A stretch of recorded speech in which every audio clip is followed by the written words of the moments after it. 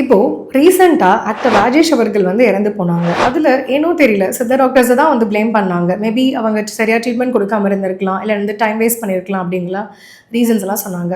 First நான் உங்க எல்லாத்துக்குமே ஒண்ணு சொல்றேன். நீங்க ஒரு சித்தா மெடிசன்ஸ் எடுத்துட்டு இருக்கீங்க அப்படின்னா, நீங்க சர்டிஃபைட் சித்தா டாக்டர்ஸ் கிட்ட தான் மெடிசன்ஸ் எடுத்துட்டு இருக்கீங்களா அப்படிங்கிறத நீங்க தான் வெரிஃபிகேஷன் பண்ணிக்கணும். நான் ஏன் இதை சொல்றேன் அப்படின்னா, நீங்க இப்போ யூடியூப்ல நிறைய பார்ப்பீங்க. இந்த மூலிகை சாப்பிட்டா இந்த நோய்க்கு நல்லது அப்படின்னு சொல்லி நிறைய பேர் வந்துட்டு சொல்லுவாங்க. ஆனா இது ஒரு நாங்கள் உங்கள் வீட்டில் இருக்கிற பாட்டி கூட சொல்லலாம், உங்களுக்கு சளி பிடிச்சா நீங்கள் வந்து துளசி சாப்பிடுங்க, அந்த மாதிரியான இதெல்லாம் உங்கள் வீட்டில் இருக்கிறவங்க கூட சொல்லலாம், எல்லாருமே வந்து சொல்லலாம். ஆனால் நான் ஏன் வந்து சர்டிஃபைட் டாக்டர்ஸ்ன்னு சொல்லி மென்ஷன் பண்ணி சொல்கிறேன் அப்படின்னா, அவங்களுக்கு தான் ஒரு நோயோட தன்மை பற்றி தெரியும்.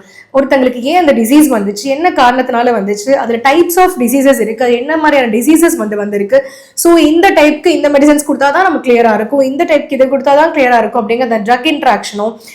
ஸோ அந்த மாதிரியான எல்லா சைன்ஸ் அண்ட் சிம்டம்ஸ் எல்லாத்தையும் பார்த்து ஒரு டாக்டர்ஸ்னால தான் வந்துட்டு கொடுக்க முடியும் கண்டிப்பாக. ஸோ எந்த ஒரு சர்டிஃபைட் சித்தா டாக்டர்ஸுமே ஒரு எமர்ஜென்சி சுச்சுவேஷன் டைமில் அவங்கள உட்கார வச்சு வெயிட் பண்ணுங்க நாங்கள் ட்ரீட் கொடுக்குறோம் அப்படின்னு சொல்லி சொல்ல மாட்டோம். அவங்கள கண்டிப்பாக ஆங்கில மருத்துவர்கிட்ட தான் நாங்கள் வந்து ரெஃபர் பண்ணுவோம். அதுக்கப்புறமான ஃபாலோஅப்ஸ் வந்து நாங்கள் ட்ரீட்மெண்ட் கொடுப்போம்.